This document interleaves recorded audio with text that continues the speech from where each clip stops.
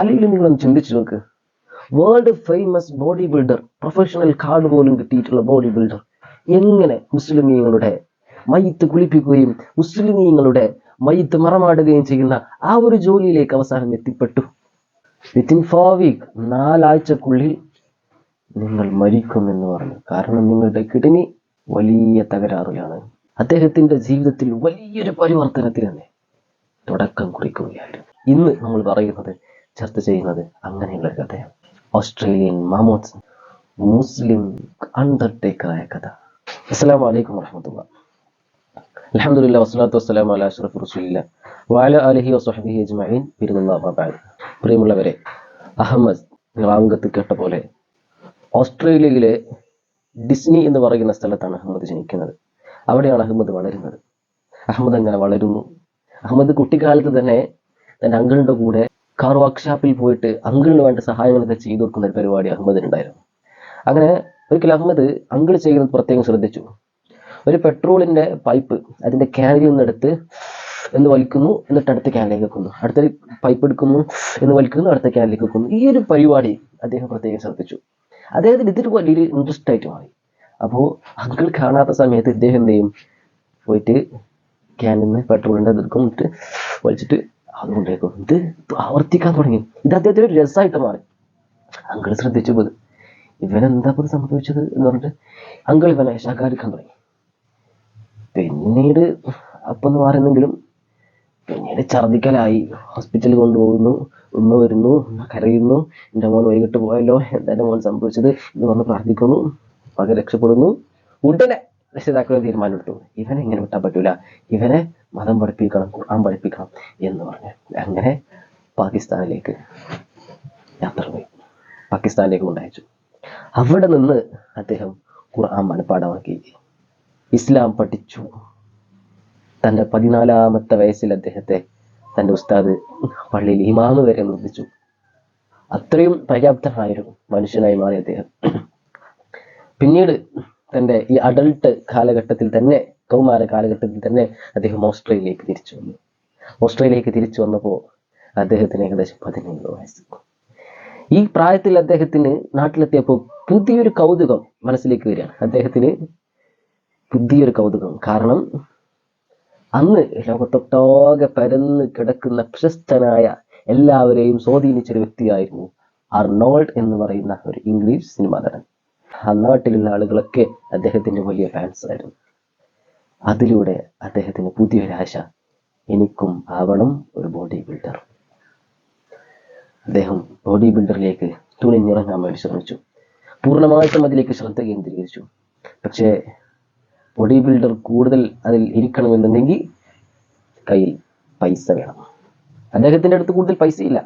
അപ്പോൾ ബോഡി ബിൽഡിങ്ങിന് പോകും. അതോടുകൂടി അതിൻ്റെ തൊട്ടടുത്തുള്ള ഒരു കടയുണ്ടായിരുന്നു. ആ ഒരു പീടികയിൽ ചെന്നിട്ട് അദ്ദേഹം വർക്ക് ചെയ്യുകയും ചെയ്യും.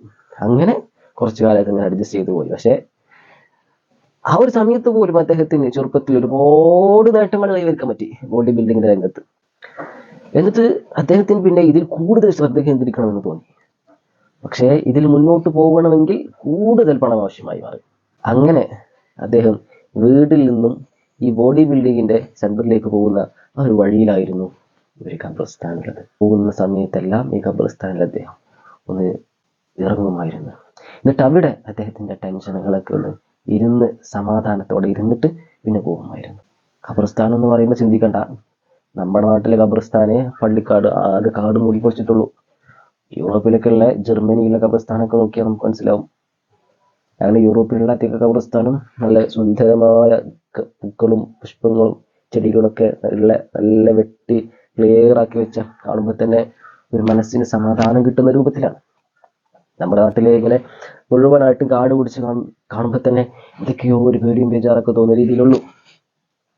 അങ്ങനെ അദ്ദേഹം അവിടെ ഇരുന്ന് അവിടെ ഖബറുകളുടെ ഇടയിലൂടെ ഇങ്ങനെ നടന്നു പോട്ടെ. എന്നിട്ട് ഓരോ പേരുകളും ഇങ്ങനെ വായിക്കും. എന്നിട്ട് അതിനെക്കുറിച്ച് ഇങ്ങനെ ചിന്തിക്കും. പക്ഷെ അപ്പത് കുറച്ചൊക്കെ ചുറ്റുഭാഗം കാട് മൂടിക്കിടന്നിരുന്നു.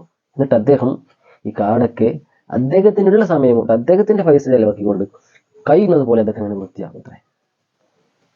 അങ്ങനെ ഈ ബോഡി ബിൽഡിങ്ങിന് കൂടുതൽ പണം ആവശ്യമായി വന്നപ്പോൾ അദ്ദേഹം അവസാനം ഈ ഖബറ് കുഴിക്കുന്ന ജോലി ഏറ്റെടുത്തു. അപ്പൊ കയ്യിൽ കുറേയൊക്കെ പണം കിട്ടാൻ തുടങ്ങി. അദ്ദേഹം ബോഡി ബിൽഡിംഗ് കൂടുതൽ ശ്രദ്ധ കേന്ദ്രീകരിച്ചു. അങ്ങനെ അവസാനം ബോഡി ബിൽഡിംഗ് രംഗത്ത് കൈവരിക്കാൻ പറ്റുന്നതിൽ ഏറ്റവും വലിയ നേട്ടങ്ങളും കൈവരിച്ചു. ഏറ്റവും ഒടുവിൽ പ്രൊഫഷണൽ ബോഡി ബിൽഡർ എന്ന സ്ഥാനപ്പേര് കൂടി കിട്ടി. അതോടുകൂടി ഓസ്ട്രേലിയൻ മാമോത്ത് എന്നുവരെ പേരിൽ അറിയപ്പെട്ട വലിയൊരു ജിമ്മനായി. അദ്ദേഹം പറയുന്നത് ഒരു ഇന്റർവ്യൂവില്, എനിക്ക് പ്രൊഫഷണൽ ബോഡി ബിൽഡർ കാർഡ് കിട്ടി. ഞാൻ എൻ്റെ ഭാര്യയോട് വിളിച്ചു പറഞ്ഞു, ഭക്ഷണം തയ്യാറാക്കട്ടോ, ഞാൻ വീട്ടിലേക്ക് വരുന്നുണ്ട്, ഇനി ഇതിന്റെ പരിപാടികളൊന്നുമില്ല. അദ്ദേഹം പറയാണ്, ബോഡി ബിൽഡർ ഞാൻ ആഗ്രഹിച്ചു, അതിന് പറ്റാവുന്ന നേട്ടം എനിക്ക് കൈവരിച്ചു. ഇനി ഞാൻ ഈ മേഖലയിൽ നിൽക്കുന്നില്ല, മറ്റുള്ള ഷോയിലേക്കൊന്നും പോകുന്നില്ല, ഇനി എനിക്ക് വേറെ എന്തെങ്കിലും ചെയ്യണം എന്ന് അദ്ദേഹത്തിന്റെ ചിന്ത. ഇതിന് ഏറ്റവും ഇഷ്ടമുള്ള ഒരു രംഗമാണല്ലോ, മേഖലയാണല്ലോ ബോഡി ബിൽഡിംഗ്. ഈ രംഗത്ത് തന്നെ അദ്ദേഹം പുതിയൊരു വിപ്ലവം സൃഷ്ടിച്ചു. പറ്റുന്നവർക്കൊക്കെ അദ്ദേഹം ബോഡി ബിൽഡിംഗ് പഠിപ്പിച്ചു കൊടുത്തു. സ്വന്തമായി ബോഡി ബിൽഡിംഗ് സെന്ററുകൾ സ്ഥാപിച്ചു. ദുബായിൽ അറബ് ലോകത്ത് ആദ്യം ഒരു സെന്റർ സ്ഥാപിച്ചു. ദുബായിൽ അദ്ദേഹം ഒരു സെന്റർ സ്ഥാപിച്ചതോടെ അറബികളുടെ ശ്രദ്ധ പിടിച്ചു പറ്റാൻ തുടങ്ങി. അറബികൾക്കിടയിൽ ഇദ്ദേഹം പ്രശസ്തനാവാൻ തുടങ്ങി. അറബ് ലോകത്ത് ഒരുപാട് സെന്ററുകൾ തുറക്കപ്പെട്ടു. അങ്ങനെ ഇതൊരു വലിയൊരു ബിസിനസ് സംരംഭം തന്നെ ആയി മാറി. പണം ഒരുപാട് ഒഴുകി വന്നു. ലക്ഷറി കാറുകൾ, ഇത്രത്തോളം സ്വന്തമായി വിമാനം വരെ. അപ്പോഴൊക്കെ അദ്ദേഹത്തിന്റെ മനസ്സിൽ വല്ലാത്തൊരു അലട്ടലുണ്ടായിരുന്നു, ചില അസ്വസ്ഥതകൾ ഉണ്ടായിരുന്നു. അദ്ദേഹം ചിന്തിക്കാണ്, റബ്ബേ, ഞാൻ പാകിസ്ഥാനിൽ പോയിട്ട് ഖുർആൻ പഠിച്ച മനുഷ്യനാ, മതം പഠിച്ച മനുഷ്യനാ, എന്നിട്ടിപ്പോ ഞാൻ എന്താ ചെയ്യുന്നത്? അദ്ദേഹം ഒരു ഇന്റർവ്യൂവിൽ പറയുന്നുണ്ട്, ഞാൻ പലപ്പോഴും ഒരു മാസ്റ്ററായിട്ട്, ബോഡി ബിൽഡിംഗ് മാസ്റ്ററായിട്ട് ഞാൻ പ്രവർത്തിക്കുന്ന സമയത്ത് എൻ്റെ സെന്ററിലേക്ക് പല സ്ത്രീകളും വരാറുണ്ട്. അവര് പലപ്പോഴും ഒരു പൂർണ്ണമായിട്ടും വസ്ത്രം പോലും ധരിക്കാത്ത, ചിലപ്പോൾ പകുതി പോലും വസ്ത്രം ധരിക്കാത്ത പെണ്ണുങ്ങളായിരിക്കും, സ്ത്രീകളായിരിക്കും വരിക. എന്നിട്ട് അവര് ചിലപ്പോൾ എന്നോട് പറയും, മാസ്റ്റർ അതിടൂ ഇതിടൂ മറ്റേതിടൂ എന്ന് പറഞ്ഞിട്ട് എന്നോട് പറയും. സത്യത്തിൽ അതൊക്കെ എനിക്ക് വലിയ രീതിയിൽ ലജ്ജാവഹമായിരുന്നു, വലിയ പ്രയാസങ്ങൾ ഉണ്ടാക്കിയിരുന്നു. പലപ്പോഴും ഞാൻ അവർക്ക് മാസ്റ്ററിങ് പണിയെടുക്കുന്ന സമയത്ത് എൻ്റെ നിസ്കാരത്തിന്റെ സമയം മുടങ്ങാറുണ്ട്. അതുകൊണ്ട് തന്നെ ഞാൻ അള്ളാഹുവിനോട് എപ്പോഴും പ്രാർത്ഥിക്കുമായിരുന്നു, റബ്ബേ, എങ്ങനെയെങ്കിലും ഈ ജോലിയിൽ നിന്ന് എന്നെ നീ മാറ്റി തരണേ, ഈ ഒരു പാഷൻ എന്നിൽ നിന്ന് ഒഴിവാക്കി തരണേ, ഈ ഒരു മേഖലയോടുള്ള എൻ്റെ താല്പര്യം ഇല്ലാതാക്കി തരണേ, എനിക്ക് ഈ ഒരു മേഖലയിൽ വെറുപ്പുണ്ടാക്കി തരണേ എന്ന് അദ്ദേഹം എപ്പോഴും പടച്ചവനോട് പ്രാർത്ഥിച്ചുകൊണ്ടേയിരുന്നു. അങ്ങനെ അദ്ദേഹം ഒരു ഉംറക്ക് പോയി മനസ്സുരുക്കി പ്രാർത്ഥിച്ചു. പിന്നീട് നാട്ടിലെത്തിയപ്പോൾ പിന്നീട് അദ്ദേഹത്തിന് വലിയൊരു പ്രയാസം ഉണ്ടാക്കുന്ന കാര്യമായിരുന്നു. ഡോക്ടർമാർ പറയുന്നു, നിങ്ങൾ കിഡ്നി പേഷ്യൻ്റാണ്, നിങ്ങൾക്കിനി ജീവിതം മുന്നോട്ട് പോകണമെങ്കിൽ ഡയാലിസിസ് ചെയ്യേണ്ടി വരും. അദ്ദേഹം തിരിച്ചു ഡോക്ടർമാരോട് ചോദിച്ചു, എന്തിന് ഡയാലിസിസ് ചെയ്യണം? ഡോക്ടർമാർ പറഞ്ഞു, ഇല്ലെങ്കിൽ നിങ്ങൾ മരിക്കും. അദ്ദേഹം പറഞ്ഞു, എന്തായാലും ഒരു ദിവസം മനുഷ്യന്മാർ മരിക്കണ്ടേ? ഡോക്ടർ അദ്ദേഹത്തോട് പറഞ്ഞു, within 4 weeks you will die. 4 ആഴ്ച കൂടിയേ നിങ്ങൾക്ക് ജീവനുള്ളൂ, അത് കഴിഞ്ഞാൽ നിങ്ങൾ മരിക്കും എന്ന് പറഞ്ഞു. അദ്ദേഹം ഒരു നിമിഷം ചിന്തിച്ചു, പടച്ചോനെ, എൻ്റെ മക്കൾ, എൻ്റെ ഭാര്യ, ഇനി ഇവരൊക്കെ എങ്ങനെ ജീവിക്കും എന്ന് ചിന്തിച്ചു. അതോടുകൂടി അദ്ദേഹത്തിനുള്ളിൽ വലിയൊരു ചിന്ത വന്നു. ഈ ചിന്തയാണ് അദ്ദേഹത്തെ ഇത്രയും വലിയൊരു പരിവർത്തനത്തിലേക്ക് എത്തിച്ചത്. അദ്ദേഹം ഇങ്ങനെ അള്ളാഹുവിനെ കുറിച്ച് ആലോചിക്കാൻ തുടങ്ങി. ഏതൊരു പ്രതിസന്ധിയും അങ്ങനെയാണല്ലോ, എന്ത് പ്രതിസന്ധി നമുക്ക് വന്നാലും അതിൽ നമുക്ക് എന്തെങ്കിലും ഒരു ഗുണം ഉണ്ടാവും. അങ്ങനെ അദ്ദേഹം പടച്ചോനെ കുറിച്ച് ചിന്തിക്കാൻ തുടങ്ങി. പെട്ടെന്ന് ഒരു ദിവസം അദ്ദേഹത്തിന് ശുഭവാർത്ത, അദ്ദേഹത്തിന് കിഡ്നി കൊടുക്കാൻ ഒരാൾ തയ്യാറായി എന്ന്. അങ്ങനെ അദ്ദേഹത്തിന് പുതിയ കിഡ്നി കിട്ടി, അത് മാറ്റിവെച്ചു, പ്രക്രിയകളെല്ലാം കഴിഞ്ഞു, പൂർണ്ണ ആരോഗ്യവാനായി അദ്ദേഹം തിരിച്ചെത്തി. പക്ഷെ അന്ന് അദ്ദേഹം ഒരു ശപഥം ചെയ്തു, ഇനി മുതൽ ഞാൻ ഇത്രയും കാലം ഞാൻ ജോലി ചെയ്തിരുന്ന ആ ഒരു മേഖലയിലേക്ക് ഒരിക്കലും പ്രവേശിക്കൂല എന്ന് ശപഥം ചെയ്തു.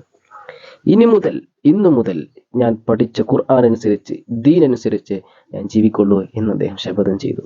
ഒരു കൗമാരക്കാരൻ പണ്ട് ഏത് ഖബർസ്ഥാനിൽ പോയിട്ടാണോ സമാധാനം കണ്ടിരുന്നത്, അതേ ഖബർസ്ഥാനിലേക്ക് ഈ മനുഷ്യൻ ചെന്നു.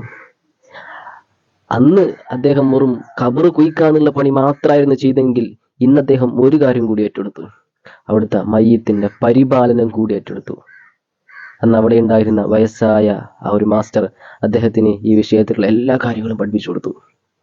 ഒരു ദിവസം അദ്ദേഹം പറയുകയുണ്ടായി, ഇനി എനിക്കിപ്പോൾ സമാധാനമായിട്ട് പോവാലോ, കാരണം ഞാൻ ഈ മേഖലയിൽ ഒരാളെ ഏൽപ്പിച്ചിട്ടുണ്ടല്ലോ, കാര്യങ്ങളൊക്കെ ഞാൻ ഒരാൾക്ക് പഠിപ്പിച്ചു കൊടുത്തിട്ടുണ്ടല്ലോ എന്ന് അദ്ദേഹം പറഞ്ഞു. അങ്ങനെ അദ്ദേഹം ആ സെന്ററിൽ നിന്ന് പോയി, കുളിപ്പിക്കുന്ന ആ സെന്ററിൽ നിന്ന് പോയി. അന്ന് അദ്ദേഹം ആലോചിച്ചു, അദ്ദേഹം സാധാരണത്തെ പോലെ പോയി. പക്ഷെ കുറച്ച് കഴിഞ്ഞപ്പോൾ ഉണ്ട് ഒരു മയ്യത്ത് അദ്ദേഹത്തിന്റെ കുളിപ്പിക്കുന്ന സെന്ററിലേക്ക് വരുന്നുണ്ട്. അദ്ദേഹം ഓടിച്ചു നോക്കുമ്പോൾ നേരത്തെ പറഞ്ഞു പോയ അദ്ദേഹത്തിന്റെ മാസ്റ്റർ ആയിരുന്നു അത്. അദ്ദേഹം ഒരുപാട് മനസ്സറിഞ്ഞ് കരഞ്ഞുപോയി, അദ്ദേഹത്തിന്റെ സ്വന്തം മാസ്റ്റർ. ജീവിതം അങ്ങനെയാണ്. അദ്ദേഹം ഒരു ഇന്റർവ്യൂവിൽ പറയുന്നത് കാണാട്ടോ. ഒരിക്കൽ എൻ്റെ അടുക്കൽ ഒരു മയ്യത്തിനെ കൊണ്ടുവന്നു. ആ മയ്യത്ത് പൂർണ്ണമായിട്ടും നിറപുഞ്ചിരിയോടെ കിടക്കുന്നുണ്ട്. അപ്പോൾ ഞാൻ ഈ മയ്യത്തിന്റെ ഉടമസ്ഥരോട് ചോദിച്ചു, ആളുകളോട് ചോദിച്ചു, ഇദ്ദേഹം എന്തെങ്കിലും ജീവിതത്തിൽ നല്ല കാര്യങ്ങളൊക്കെ ചെയ്തിരുന്നു എന്ന് വെച്ചു. അപ്പൊ അദ്ദേഹത്തിന്റെ ബന്ധുക്കൾ പറഞ്ഞു, അതെ, അദ്ദേഹം പള്ളിക്ക് വേണ്ടിയിട്ട് സ്വത്ത് കൊടുത്തിരുന്ന ആളാണ് എന്ന് പറഞ്ഞു. മാഷാ അല്ലാഹ്, സുബ്ഹാനല്ലാഹ്. മനസ്സിലാക്കണം, നമ്മൾ പള്ളിക്ക് വേണ്ടി ദാനം ചെയ്തതിന്റെ പേരിൽ അദ്ദേഹത്തിന്റെ ആഖിബത്ത് നന്നായി. അദ്ദേഹം മറ്റൊരു ഇന്റർവ്യൂവിൽ പറയുന്നത് കാണാം, എന്തിന് മനുഷ്യൻ അഹങ്കരിക്കണം, മനുഷ്യൻ എന്തിന് അഹങ്കരിക്കണം, ഏത് പാവപ്പെട്ടവനായാലും എത്ര സമ്പന്നനായാലും അവസാനം കൊണ്ടുപോകുന്നത് 3 കഷ്ണം തുണി മാത്രം. ചിന്തിപ്പിക്കുന്ന വാക്കുകൾ. അങ്ങനെ അദ്ദേഹം ഇന്നും അദ്ദേഹത്തിന്റെ ദഅവത്ത് നടത്തിക്കൊണ്ടേയിരിക്കുന്നു. ഇൻസ്റ്റയിൽ വളരെ സജീവമാണ് അദ്ദേഹം. എന്നും അദ്ദേഹം ഇതിനെക്കുറിച്ച് ചിന്തിപ്പിക്കുന്ന വാക്കുകൾ, എപ്പോഴും അപ്ഡേറ്റുകൾ അദ്ദേഹം ഇടാറുണ്ട്. ഖബറുമായി ബന്ധപ്പെട്ട്, ആഖിറവുമായി ബന്ധപ്പെട്ട് നമ്മെ ചിന്തിപ്പിക്കുന്ന ഒരുപാട് കാര്യങ്ങൾ. പറ്റുമെങ്കിൽ അവിടേക്ക് പോയി നമ്മൾ മറ്റുള്ള റീൽസുകൾ കാണുന്ന സമയത്ത് ഇതൊക്കെ ഒന്ന് കണ്ട് നമ്മുടെ ഖൽബ് നന്നാക്കാൻ ശ്രമിക്കുക. പടച്ചവൻ തൗഫീഖ് നൽകുമാറാവട്ടെ. It's all. വാഖിർ ദഅവാന അൽഹംദുലില്ലാഹി റബ്ബിൽ ആലമീൻ. അസ്സലാമു അലൈക്കും.